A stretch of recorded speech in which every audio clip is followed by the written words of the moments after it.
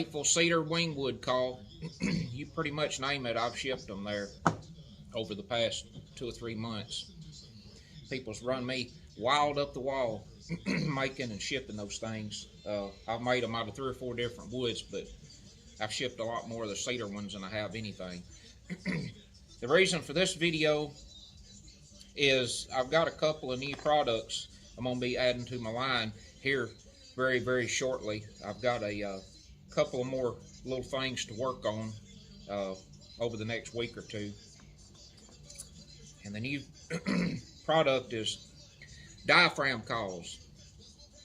I'm going to start having some of my own diaphragm calls.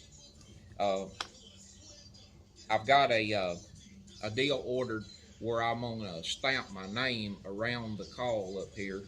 It's going to be stamped in ink, but not just any ink. It has to be what's called a non-toxic waterproof ink. And I'm going to stamp it on the top side of the call, so when you got the call in, the lettering's not on your tongue side of the call. It's going to be up toward the roof of your mouth. But that's the purpose of using the waterproof non-toxic ink, is so even if it did happen to come off, it's not going to, you know, harm you in any way. So it's completely safe. Lots of calls are stamped with that waterproof ink. But the idea, or the main idea for the diaphragms is, I don't know about so much this year, but come next year especially, I'm going to package up one of these diaphragm calls and most likely put it in the pack with the wingwood. So that diaphragm call and that wingwood together, you've got a really, really wide variety of different turkey sounds there. You know, you've got a lot of different things that you can, you know, try to hopefully trip the trigger on a gobbler. So, you know, I don't know for sure how many sounds without really thinking that you would have between the 2 calls, but I know you would have like 7 or 8. You could sound like 7 or 8 different turkeys out of one package, basically. But I have went through a few calls, and I picked out 2 calls that I really like. This one is a 3-reed or triple reed cutter call, and this one is a triple reed V-cut. As you can see, this one's got a, I guess you can see it there, it's got a notch in one side of the reed, and that's the triple reed cutter. Now, this is the triple reed V-cut. You can see right there, it's got the split V-cut in the reed down there in the middle. So, I'm going to run both of these calls for you and let you hear them. I'm going to do the triple reed cutter first. It sounds really good, and I really, really like this V-cut call.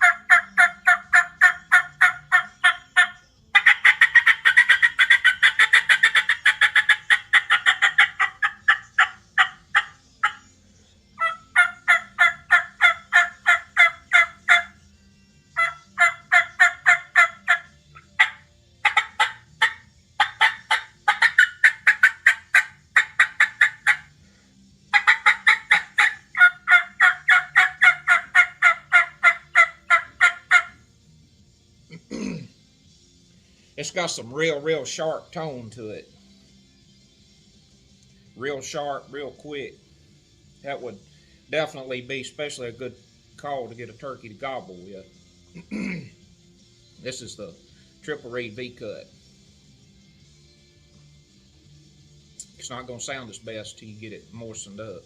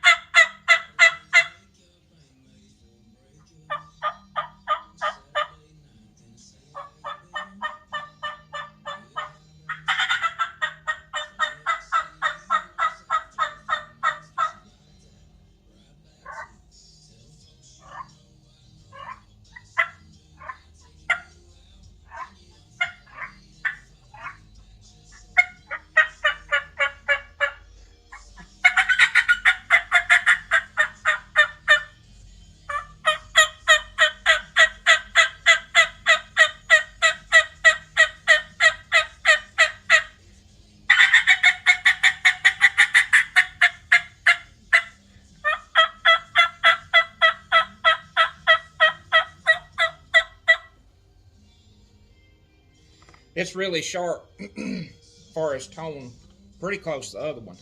But I can actually tell the difference because it's in my mouth. Still, probably that first call was sharper, but you get a lot of rasp out of that V-cut call. If you're interested in anything, just get in touch with me. Let me know. I'll ship it to you. That's pretty much it, what I was going to do on the call demo, but stay tuned. I'm going to jump over on another clip here. I want to have a word tonight concerning a very, very extremely close hunting buddy of mine for so many years.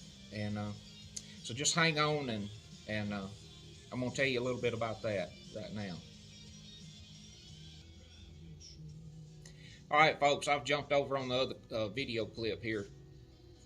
What I was wanting to talk about on the end of this video before I close out, this is approaching the end of March. Turkey season's going to open here in Tennessee in a couple of weeks, and my thoughts and my heart, you know, just starts feeling heavy about this time, and will every year.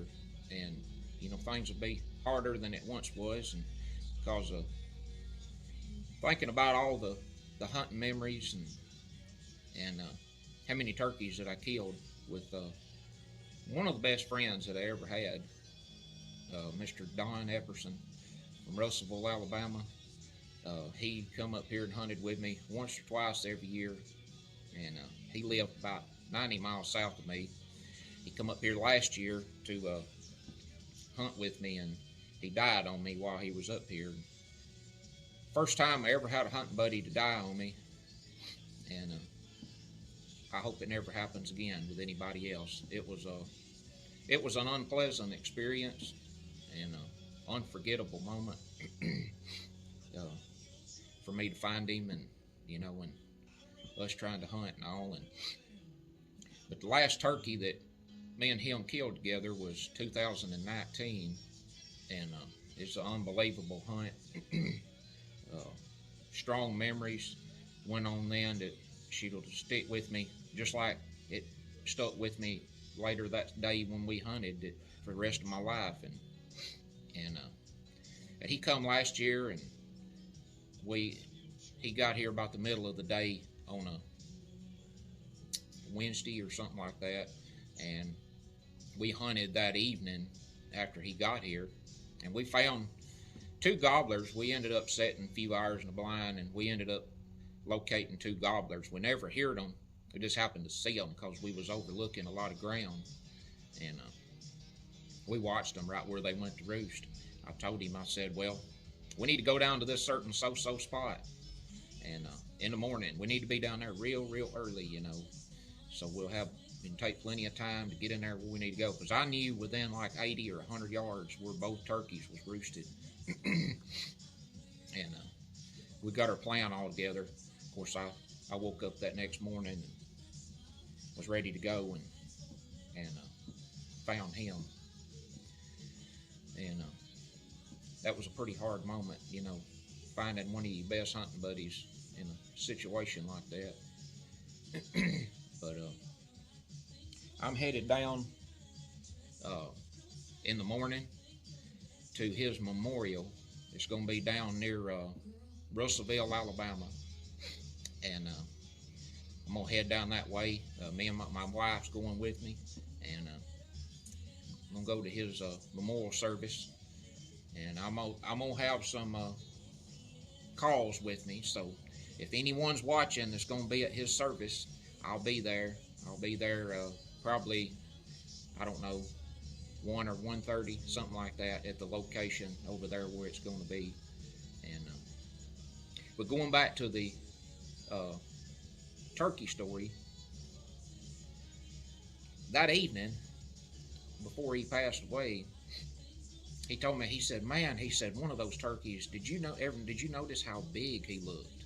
And I said, yeah, I noticed that. And he said, man, he said he looked like he was the biggest turkey I've ever seen. And he was strutting, you know, out in the edge of the field there. And I can tell you, that's him. That's him right there. I went back right after that, and I got him. That's the one that Don was trying to kill. That's the one that he would have killed this year. He had a 11-inch beard and had 1.5-inch spurs. So I really felt him in my heart that day when I shot that turkey. So I'm gonna get ready to head down to his memorial tomorrow, and I'm sure that'll be an unforgettable moment. I've never been to a memorial of a close hunting buddy of mine. So just contact me if you're interested in any calls. Again, if you're watching, you're going to be at the memorial service. I'll have calls with me, so just flag me down or catch me or talk to me or say something, just whichever. So I've enjoyed talking these few little minutes about these few things. So I'll get at you on the next video, and thanks for watching. We'll see you next time on Moss's Creek Outdoors.